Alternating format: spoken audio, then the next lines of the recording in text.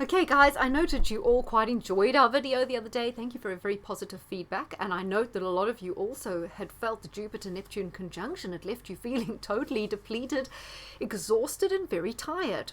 I know the other night I had an email from a friend and they said they were doing this big switch-off thing. I don't know if you had that email as well. And so I was saying I was communicating with people about the kind of big switch off, which I think it's actually linked to Extinction Rebellion, so it's probably best not to participate in it because we know those are kind of useful idiots.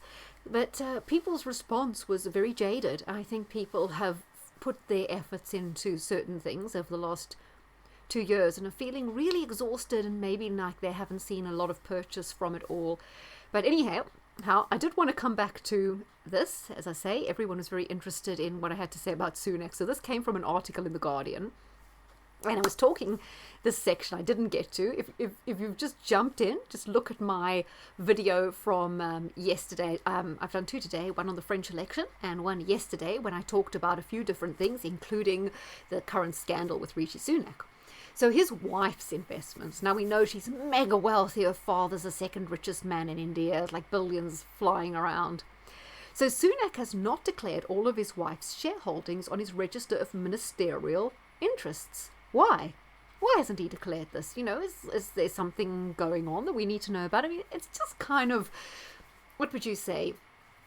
It's just pushing the boundaries, right? It's just being a little bit a very big lot of lack of transparency. So it is public that she owns a shareholding worth an estimated 690 million in Infosys, that's her father's company, which has UK government contracts.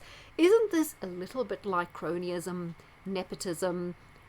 Were a lot of companies able to put in tenders, or are contracts just going to relatives of government ministers? And this makes it why it's so relevant to know what else she owns, because it says here she may own large chunks of other companies as well, and there's no transparency over what she has a stake in. So are the other companies in which she has a stake also getting favourable access to tendering for government contracts or just being given government contracts? Because we already know with the whole PPE thing that Hancock was handing out contracts. Was it to his neighbour or to the local pub owner? I mean, there was stuff going on. So this does, it just reeks. It just feels like a very unfair situation. It feels like there's something going on that they're trying to keep from us. He has referred himself to the sleaze watchdog. I'm not sure if this is really sleaze. I think this is a little bit more than that. As I say, it's what we would say in UK. It's not cricket. It's not in the spirit of politics. It may be to the letter of what's actually allowable or what's actually legal, but that is in very poor public taste for a person in public office who wants to be a leader and to inspire trust and confidence in himself. If you are living on the edge of what's legal just because you're greedy and want to grab and take, that doesn't look good. Someone else was saying, when you've got billions, why are you still going to so much effort to save tax? I mean, certain people, not just these people, they've got more money than they could spend in maybe 25 lifetimes, right? But oh my God, they're so miserly. They've got to save a bit more tax, and they've got to kind of, they're even so stupid that they're clearly ambitious and want to be the golden political couple, but they'll even scupper their own chances of political success by doing this, just to save a little money when they just don't need it. You just question these people's mentality. Okay, let's get back to the second page of this here. Also talks about conflicts of interests. Well, they don't seem to worry about that again, right? Fauci, witty ballads. No one worries about conflicts of interest. I mean, God, that's just so passé. No one cares about that anymore. It says, what involvement has Sunak had in non-dom policy and other changes related to his investments? So The Guardian revealed on Friday that Sunak bought in tax breaks in April. Remember, he's the Chancellor of the Exchequer. He's responsible for tax law. So he brought in tax breaks to benefit fund managers who are non-doms. And, that's the world he's from. Banking, fund managers, hedge funds. That's the world he's going back to as soon as he leaves, right? To have a very lucrative career afterwards.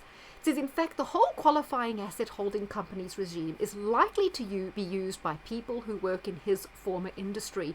Yes, I scratch your back, you scratch mine. This kind of, I'm smelling a little bit of cronyism, maybe wrong, but that's what it smells like to me. and there's no way of knowing whether any of his investments may benefit from the new regime. Officials in the Treasury working on non-dom policy are said to be dismayed that they did not know of his wife's tax status, and there are questions to be answered.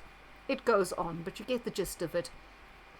What this says to me, it highlights that the people leading us have no allegiance to this country. They have green cards. In the case of the other guy, Sajid Javid, the previous finance minister, Chancellor of the Exchequer, the now Home Secretary, he also was kind of slow to reveal his green card. Sunak had a green card when he was an MP. He only recently relinquished it. His wife's got non-dom status. This says to me, these are globalists, right? They're not invested in this country. Their and their children's futures do not reside in this country. They are free agents at their level of wealth and the circles they move in. They don't have allegiance to borders, to countries, to cultures, to people. They do and they act in their own interests. So I think for people looking and thinking that these guys are acting on our behalf or have the same aspirations, the same cultural allegiances, the same hopes and dreams for ourselves and our families as they have, no, they don't. And I think this kind of proves it. It's all about greed, feathering their own nests, their own power, increasing their own portfolios, doing things that will benefit the banking world from which they come and from which they will return to. And we know how that banking world is pushing maybe the Great Reset, Bilderberg Group, all of the stuff that's highly detrimental to what's going to become the slave class. So this reinforces what globalism is all about, and that these apparatchiks are globalists acting for global interests, not for yours, no matter what they try and portray.